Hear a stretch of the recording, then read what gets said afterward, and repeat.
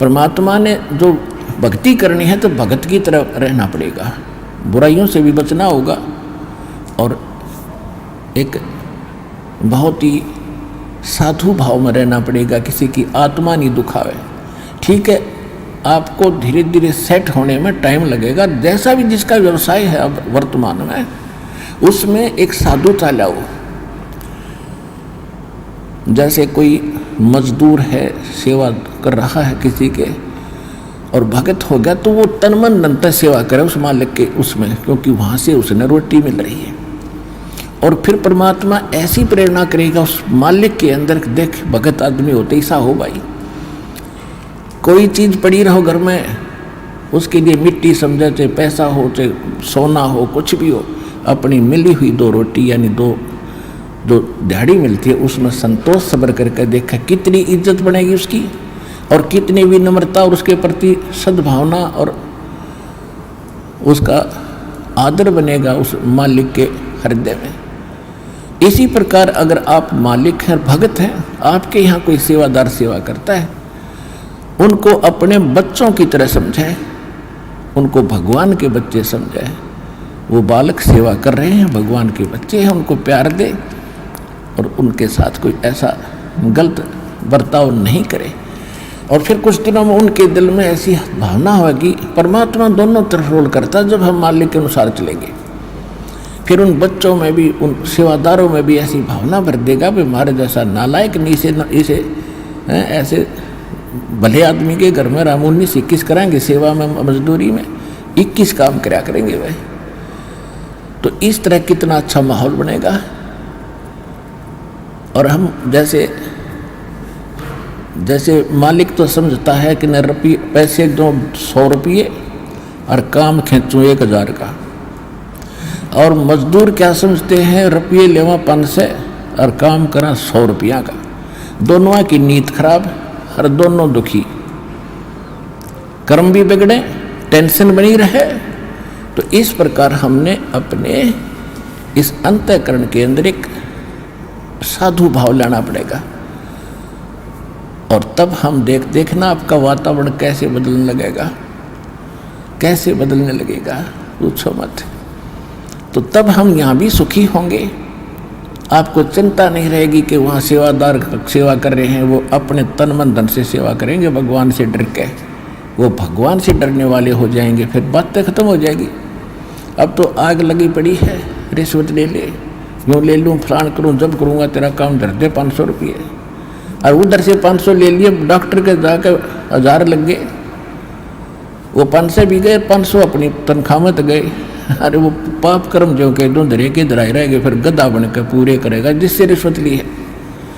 तो इसी विघ्न में पैर दो मत, ये भगवान बताना चाहते हैं।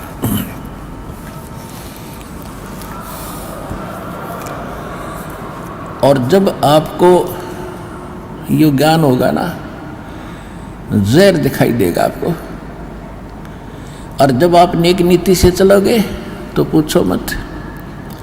अब दास बहुत देखता है, एक छोटा सा बच्चा ने बोला जी 55 रुपये पाए मैंने पड़े, वो घर पे ले आया, घर वाले बोले ना बेटा हमने नीचे धर दे, अपना दान पात्र में डाल दिए, इस वजह से हम नहीं खाएंगे। अब देख जिसके गिरे थे उसको पुण्य हुआ, अब यहाँ पर भंडारे में लग गए, और वैसे उस पर चवन्नी खर्च हो रही थी कि उसने विधि का पता नहीं, और वैसे कोई और मिल जाता उसने जाते कह घुट्टी लाओ उसके 55 रुपये की, या कितने मांस मिट्टी खाओ उसको और पाप लगाओ। तो इस प्रकार हमारी नीत साबित होगी, भगवान खुश होगा, और जब भगवान खुश होगा तो फिर कमी नहीं रहेगी। हमने परमात्मा को प्रसन्न करना है, और परमात्मा प्रसन्न होगा तो फिर कमी किस चीज की, फिर तो क्या बताते हैं परमात्मा, साईं इतना दीजियो जामे कुटुम समावे, हम भी भूखे न रहे अतिथि न भूखो जावे।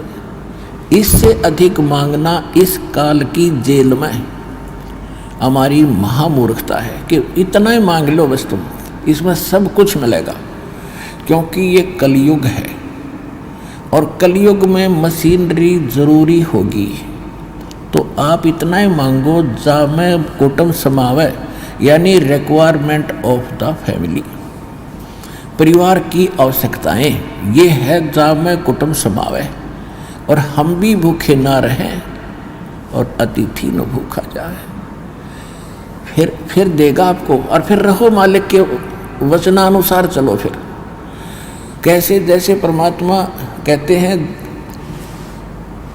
चिड़ी चोंच भर ले गई, नदी न घट्यो नीर, दान दिए धन घटे नहीं, यूं कह रहे साहिब कबीर। परमात्मा अपना साइन कर रहे हैं इस वाणी को बोल करके, कह रहे साहिब कबीर कि दान करने से धन नहीं घटेगा, ये नियम है ईश्वर का, परमेश्वर का। और दान सुपात्र को करे, गुरु बिन माला फेरते, गुरु बिन देते दान, गुरु बिन दोनों निष्फल हैं, चाहे पूछो वेद पुराण। देते को हर देत है, जहां तहां से आण, अण देवा मांगत फिरो, फिर साहिब सुने ना कान। अब परमात्मा ने एक भूमिका करके दिखाई हमारे को कि साईं इतना दीजियो जिसमें कुटुंब समावे, एक धानक, एक जुलाहा, सुबह से लेकर शाम तक एक बारीक बारीक तार इकट्ठे करके धागे और कपड़ा बुनता है। एक दिन में मुश्किल से भी 5 फुट 10 फुट बना पाता है, 5 फुट 4 फुट, और बहुत लंबा सैकड़ों फुट का तार वो थान बनाना पड़ता है, ताना बनाते थे। वो हफ्ते में पूरा होता, उसकी जो मेहनताना मालिक को मिलता, उसमें से अपने परिवार के लिए जो आवश्यक सामग्री थी, खाद्य पदार्थ लाते, और शेष बच जाते उसको सत्संग और भंडारा में लगाया करते थे। इस प्रकार परमात्मा हमें उदाहरण देते हैं कि इस लोक में आप भगवान की भक्ति अवश्य करो, पूर्ण संत से प्राप्त करके, फिर परमात्मा एक्शन में आवेगा। और वैसे आप ये फार्मूले अपनाओगे तो सफल नहीं हो पाओगे, क्योंकि फिर आपके साथ काल रहेगा, ये मन है, और केवल वर्क डन मिलेगा आपको।